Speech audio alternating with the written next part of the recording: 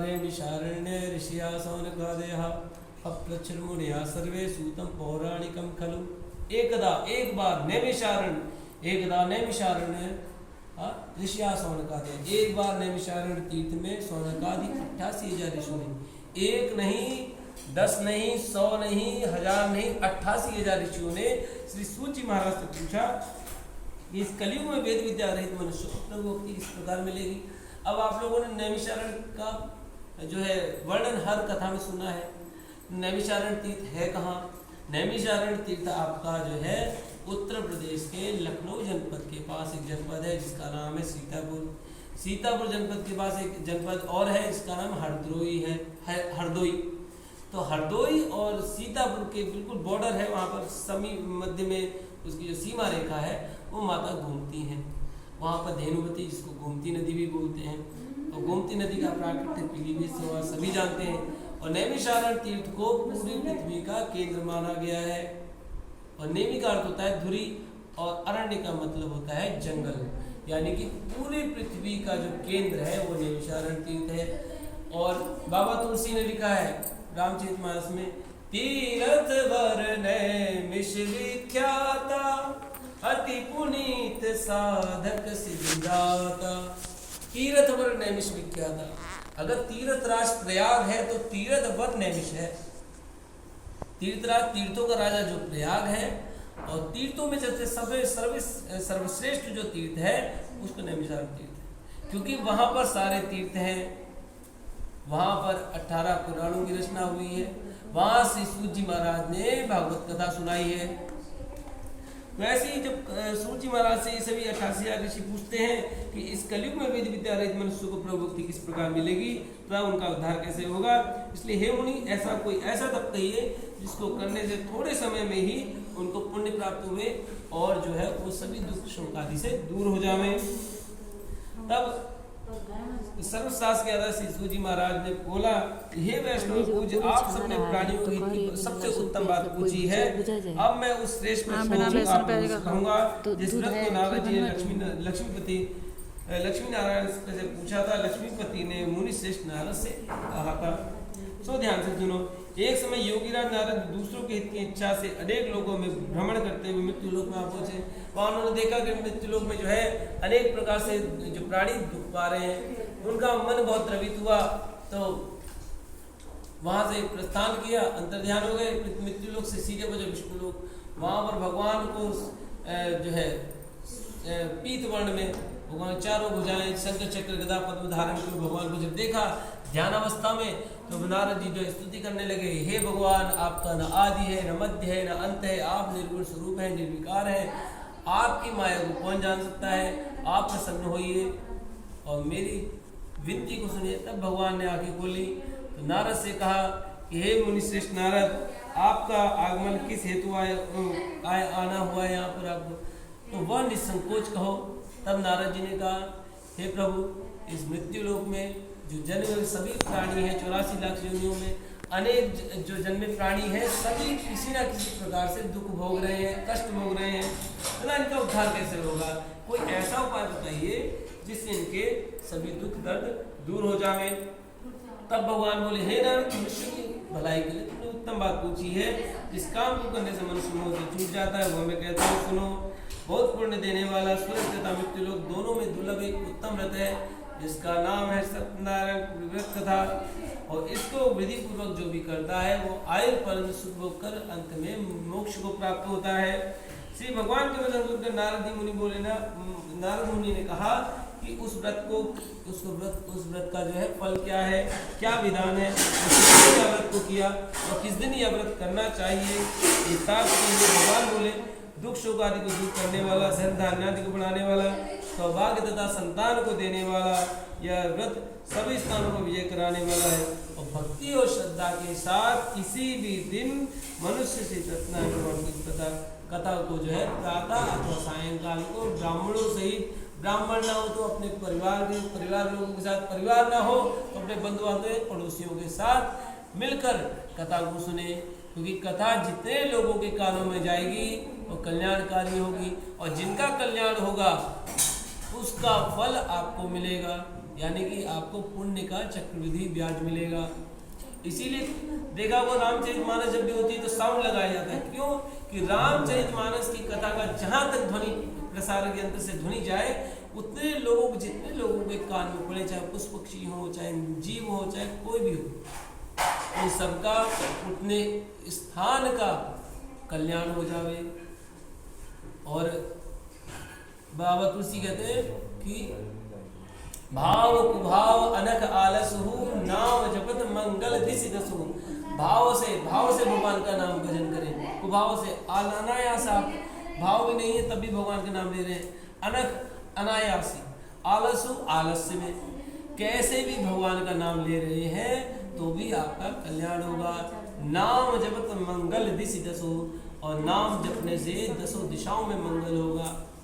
तो ऐसी कथा को जो है अपने बांधवों के साथ केले की फली, नैवेद्य, घी, दूध, गेहूं का चूर्ण सवाया लेवे। गेहूं के भाव में 60 का चूर्ण यानी चावल का चूर्ण भी आप ले सकते हैं, शक्कर तथा गुड़ लें और सभी भक्षण योग्य पदार्थ जमा करा के भगवान को अर्पण कर देंगे। आप बंधुओं सहित ब्राह्मण को भोजन करावे, पश्चात स्वयं भोजन करें, नृत्य गीत आदि का आचरण करें, सत्यनारायण भगवान का स्मरण करते समय व्यतीत करें। इस तरह व्रत करने पर मनुष्य की इच्छा निश्चय पूरी होती है। विशेषकर कलिकाल में भूमि पर यही सबसे सरल मोक्ष का उपाय है।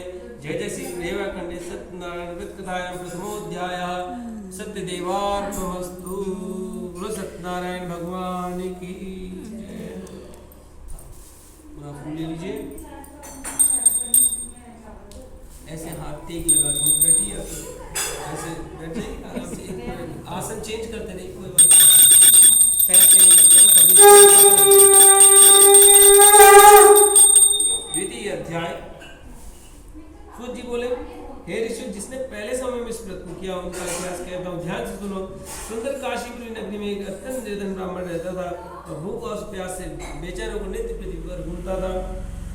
ब्राह्मणों से प्रेम करने वाले भगवान ने ब्राह्मण को दुखी देखकर बूढ़े ब्राह्मण को रूप धारण करके उसके पास आदर के साथ जाकर पूछा, हे विप्र, नित्य पृथ्वी पर दुखी होकर आप क्यों घूमते हैं?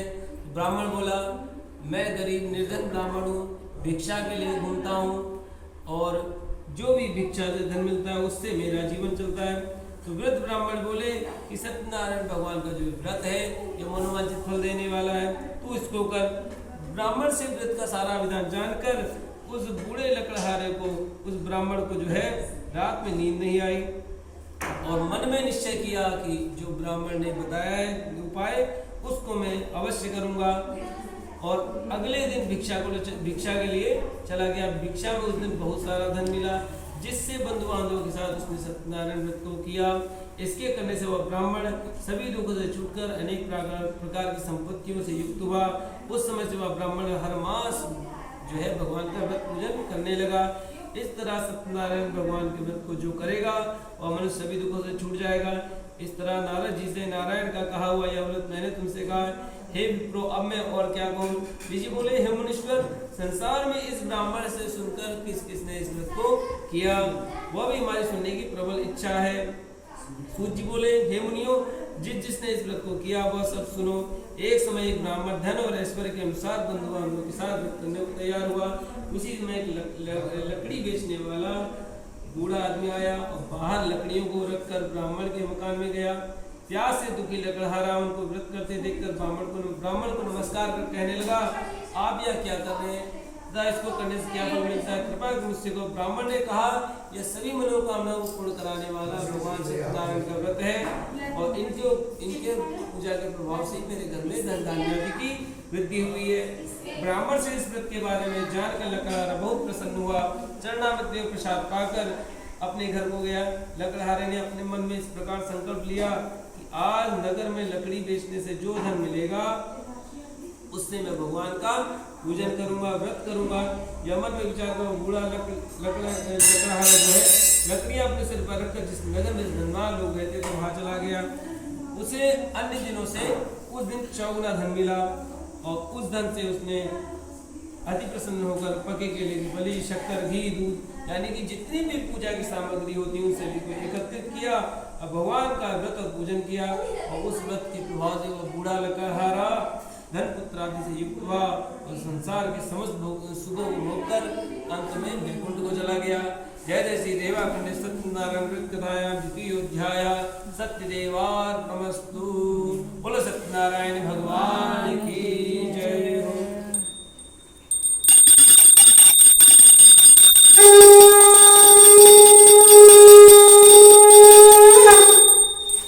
द्वितीय अध्याय।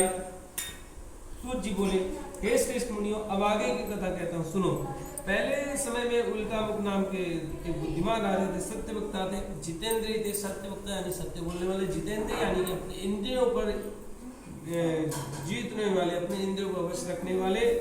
ऐसे उल्कामुख नाम के एक राजा थे। प्रतिदिन देवस्थानों पर जाते थे तथा गरीबों को धन देकर उनके कष्टों को दूर करते थे। उनकी पत्नी कमल के समान मुख वाली सती साध्वी थी। भद्रशिला नदी के तट पर दोनों ने भगवान का उत्तम व्रत किया। इसी समय वहाँ एक साधु वैश्य आया। उसके पास व्यापार के लिए बहुत सा धन था। वह नाव को किनारे हराकर राजा के समीप गया। राजा के व्रत को करते हुए देखकर विनय के साथ पूछने लगा, हे राजन, भक्ति युक्त चित्त से आप कौन सा कर्म कर रहे हैं? कृपा कर मुझसे भी कहें, मेरे भी सुनने की प्रबल इच्छा है। राजा ने बताया कि आप सभी बंधु बांधवों के साथ पुत्रादि की प्राप्ति यानी कि संतान की प्राप्ति के लिए उत्तम व्रत को कर रहा हूँ। अब यहाँ पे पुत्रादि की प्राप्ति को लेकर पुत्र की प्राप्ति। तब के समय में राजा महाराजा होते थे और राजा वहाँ पर उसमें पितृसत्तात्मक जो सोच थी और राज्य को चलाने के लिए एक पुत्र का होना आवश्यक होता था। इसलिए पुत्रेष्ट यज्ञ होता था या संतान के लिए यज्ञ होता था। संतान के अलग हो गया, पुत्रेष्ट यज्ञ ज्यादा होते थे। फिर पुत्रादि की प्राप्ति लिए महाशक्तिमान सत्यनारायण भगवान का व्रत का पूजन किया जा रहा है। राजा के वचन सुनकर साधु आदर से बोले, हे राजन, मुझसे भी इसका विधान कहो, मैं भी आपके कथनानुसार इस व्रत को करूंगा। मेरे भी कोई संतान नहीं है तथा इससे निश्चय ही होगी। राजा से सब विधान सुनकर व्यापार से निवृत्त हो आनंद के साथ घर गया। साधु ने अपनी स्त्री से संतान देने वाले उस उत्तम व्रत का समाचार सुनाया तो कहा, संकल्प लिया कि जब मेरी संतान होगी तब मैं इस व्रत को अवश्य करूंगा। और इतना कहने मात्र से साधु के ऐसे वचन अपनी स्त्री लीलावती से कहे और कहने मात्र से उसकी स्त्री लीलावती पति के साथ आनंदित हो सांसारिक धर्म में प्रवृत्त होकर सत्यनारायण भगवान की कृपा से गर्भवती हुई। 10वें महीने में उसके एक सुंदर कन्या का जन्म हुआ। दिनों दिन वह स्त्राव बढ़ने लगी जैसे शुक्ल पक्ष का चंद्रमा बढ़ता है। कन्या का नाम कलावती रखा गया। और तब लीलावती ने मीठे शब्दों में अपने पति से कहा कि जो आपने संकल्प किया था उसको पूर्ण करने का समय आ गया है। तो साधु ने कहा, जब इसका विवाह होगा हे प्रिय, इस संकल्प को तब मैं पूर्ण करूंगा। इस प्रकार पत्नी को आश्वासन देकर वह नगर को गया। कलावती पितृगृह में वृद्धि को प्राप्त हो गई यानी कि उसकी पुत्री बड़ी हो गई। साधु ने जब नगर में सखियों के साथ अपनी पुत्री को देखा तो तुरंत दूध बुलाकर कहा कि पुत्री के हेतु को सुयोग्य वर देखकर लाओ। साधु की आज्ञा पाकर दूध कंचन नगर पहुंचा। वहां पर बड़ी खोज कर देखभाल करके लड़की के लिए सुयोग्य बड़ी पुत्री यानी कि बनिया का कोई लड़का खोज कर आया। तो सुयोग्य लड़के को देखकर साधु ने अपने बंधु बांधव सहित प्रसन्नचित होकर अपनी पुत्री का विवाह उसके साथ कर दिया। किंतु दुर्भाग्यवश विवाह के समय भी उस व्रत को करना भूल गया, जिससे भगवान जो है अप्रसन्न हुए और कहा, श्राप दिया कि तुम्हें दारुण दुख प्राप्त होगा।